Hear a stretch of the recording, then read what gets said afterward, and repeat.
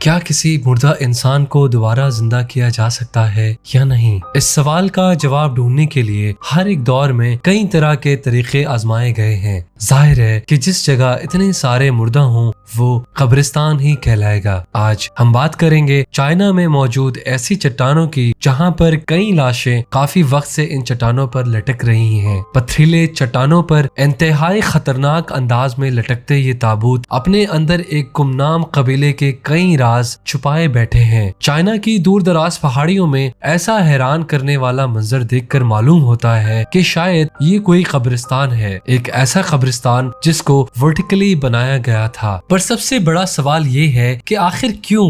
ناظرین، چائنا کی سچوان اور یونان صوبوں میں ایسا منظر کسی ایک چٹان پر نہیں بلکہ یہاں کئی چھوٹی بڑی چٹانیں ہیں جن پر یہ حیرت انگیز منظر دیکھا جاتا ہے۔ کئی تابوت 100 فیٹ تو کئی تابوت 400 فیٹ تک کی اونچائی پر بھی دیکھے جا چکے ہیں۔ ابھی تک چائنا میں ٹوٹل 131 تابوت پائے گئے ہیں، جن میں سے کچھ تو ایسے ہیں جو 3000 سال سے بھی پرانے وقت کے ہیں۔ لائم سٹون کی چٹانوں پر اتنی اونچائی تک چڑھنا، وہاں پر جا کر تابوت کے لیے لکڑی کے پٹے گاڑنا اور پھر کئی سو وزنی تابوت کو اوپر لے کر جانا، یہ ایک ایسا کام ہے جو شاید آج کل کے ماڈرن ایکوپمنٹ سے کرنا بھی کافی مشکل ہو۔ تو آخر یہ کام ہزاروں سال پہلے کیسے کیا گیا تھا؟ اور اس سے بھی زیادہ ضروری یہ جاننا ہے کہ ایسا کیوں کیا گیا تھا؟ کیا ان کے پاس زمین ختم ہو گئی تھی یا پھر لوگ رہتے ہی پہاڑوں کے اندر تھے؟ کون تھے وہ لوگ اور ایسا کیا ہوا تھا کہ آج اس قبیلے کا کوئی اتا پتہ نہیں ہے؟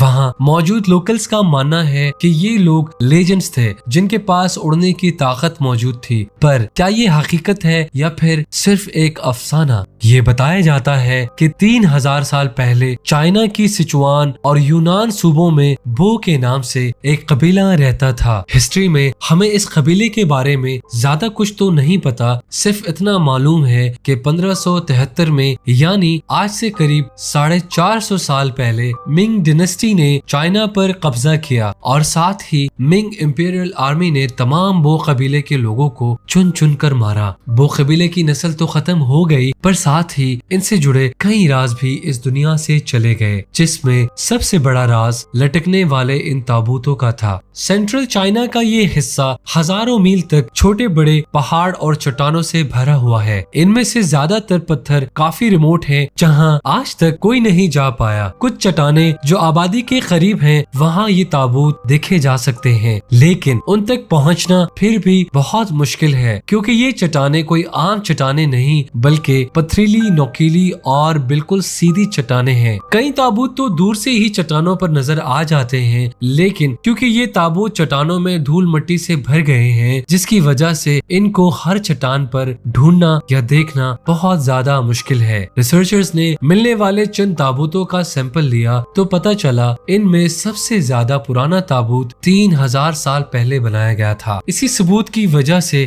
ہمیں یہ پتہ چلا ہے کہ بو قبیلے کے لوگ 3000 سال پہلے بھی یہاں رہا کرتے تھے۔ یہ اندازہ بھی اب لگایا جا رہا ہے کہ اس پروونس میں مزید ہزاروں تابوت چھپے ہو سکتے ہیں۔ ظاہر ہے جو قبیلہ اتنا پرانا ہو اس کے صرف 131 تابوت کیسے ہو سکتے ہیں؟ ان تابوتوں کی خاص بات یہی ہے کہ ان کو لکڑی کے سنگل پیس سے بنایا گیا تھا۔ ایکسپرٹس کا ماننا ہے کہ اگر کوئی ٹول تھا تو وہ صرف کلہاڑی تھی، جس کا مطلب یہ ہے کہ بو قبیلے کے لوگ صرف کلہاڑی کی ہی مدد سے بڑے درختوں کے تنوں کا اندرونی حصہ کاٹ کر اس کو تابوت کی شکل دیتے تھے۔ China exploration and researcher society کی طرف سے ایک کیمپین ارینج کی گئی جس میں دنیا بھر کے آرکیالوجسٹ اور ریسرچرز نے چھپے ہوئے ان تابوتوں کو ڈھونڈنے کا فیصلہ کیا تاکہ اس مسٹری کو سلجھایا جا سکے۔ ناردرن یونان میں جہاں 6 تابوت لٹکے تھے، ریسرچرز نے ان تک پہنچنے کا پلان بنایا۔ تابوت تک ڈائریکٹلی پہنچنا ایکسپیرینس کلف کلائمبرز کے لیے بھی بے حد مشکل کام تھا۔ اسی وجہ سے کلفز پر دوسرے راستے سے چڑھ کر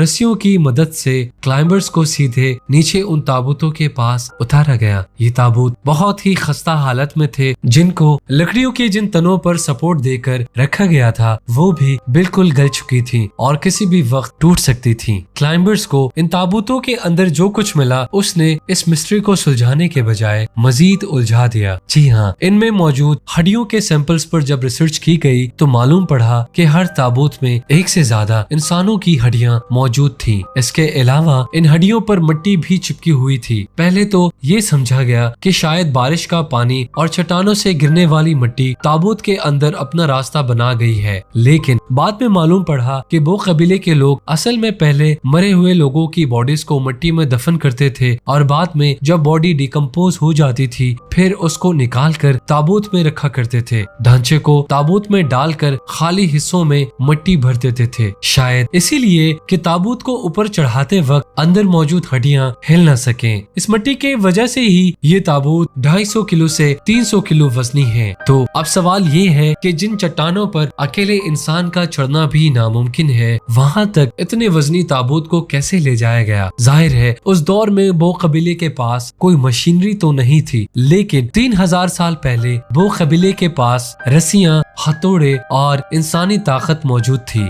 जिन चट्टानों पर बो कबीले ने ताबूत रखे थे उनकी जब तफसील से जांच की गई तो रिसर्चर्स को यहाँ चट्टानों पर छोटे छोटे सुराख हुए भी मिले। ये सुराख किसी सूरत भी नेचुरल नहीं लग रहे थे, इनको किसी ने छीनी और हथौड़े की मदद से ही किया था। ऐसा मालूम होता है इन सुराखों का जरूर इन ताबूतों से कोई कनेक्शन है। शायद वो लोग इसमें बांस के डंडे डालकर ऊपर चढ़ने के लिए एक सपोर्ट बनाते थे। इस मिस्ट्री को सॉल्व करने के लिए रिसर्चर्स को एक एक्सपेरिमेंट करने की जरूरत थी, जो 2003 में डिस्कवरी चैनल की एक टीम ने ये करने का फैसला किया। उन्होंने हूबहू बो कबीले जैसा ताबूत सिर्फ कुल्हाड़ी की मदद से तैयार किया। उसके बाद चट्टान में सुराख करके उसमें बांस के डंडे फंसाए गए, जिस पर बैक वक्त एक बंदा आसानी से खड़ा हो सकता था। इसी तरीके से 5 से 6 फीट के फासले पे चट्टान में सुराख किए गए और उसमें बांस गाड़े गए। ये बांस के डंडे एक तरह से स्टेप्स थे जो चट्टान पर ऊपर चढ़ने के काम आते थे। जिस हाइट पर ताबूत को रखा जाना था वहाँ एक डंडे को पुली के तौर पर इस्तेमाल किया गया।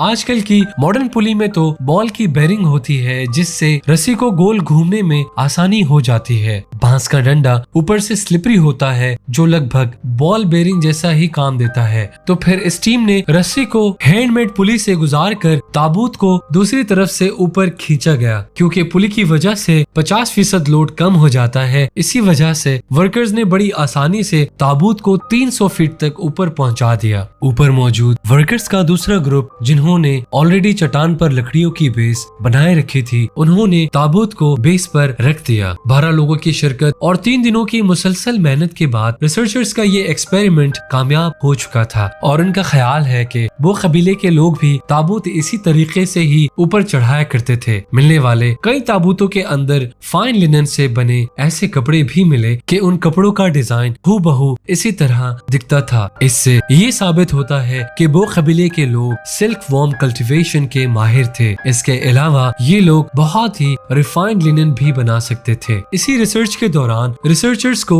वो कबीले से रिलेटेड एक बहुत ही इंटरेस्टिंग सबूत मिला। जो कपड़े हजारों साल पहले वो कबीले बनाकर ताबूत में रखा करते थे, बिल्कुल इसी तरह के कपड़े आज भी चाइना के दही इलाकों में बनाए जाते हैं। ये इस बात की निशानी है कि मिंग डायनेस्टी में मारे जाने वाले वो कबीले की पूरी नस्ल खत्म नहीं हुई थी, बल्कि कुछ लोग तब जिंदा बचने में कामयाब हो गए थे। बच जाने वाला वो कबीला अब कहाँ है और वो अब अपने एंसेस्टर्स की ट्रेडिशंस को क्यों पूरा नहीं कर रहा, ये भी एक अलग मिस्ट्री है। सिचुआन यूनिवर्सिटी से ताल्लुक रखने वाले प्रोफेसर लिन शियांग, जिन्होंने अपनी जिंदगी के 30 साल इन हैंगिंग कॉफिन्स पर रिसर्च करते हुए गुजारे हैं, उनका कहना है कि कॉफिन्स को पथरीली चट्टानों पर रखने की 2 वजूहात हो सकती हैं। पहली ये कि ताबूत जितना ऊंचाई पर होगा वो उतना ही जल्दी मुर्दे को जन्नत तक पहुंचा पाएगा। दूसरी वजह काफी क्रिटिकल बताई गई है, वो ये कि वो कबीला अपने प्यारों की बॉडीज को जंगली जानवरों और दुश्मनों से बचाना चाहता था और चट्टानों के बीच में लटकने से ताबूत तक पहुंचना करीब नामुमकिन ही है। वो कबीला और हैंगिंग कॉफिन से रिलेटेड आज हमें जो कुछ भी मालूम है वो महज थ्योरेटिकल बातें हैं।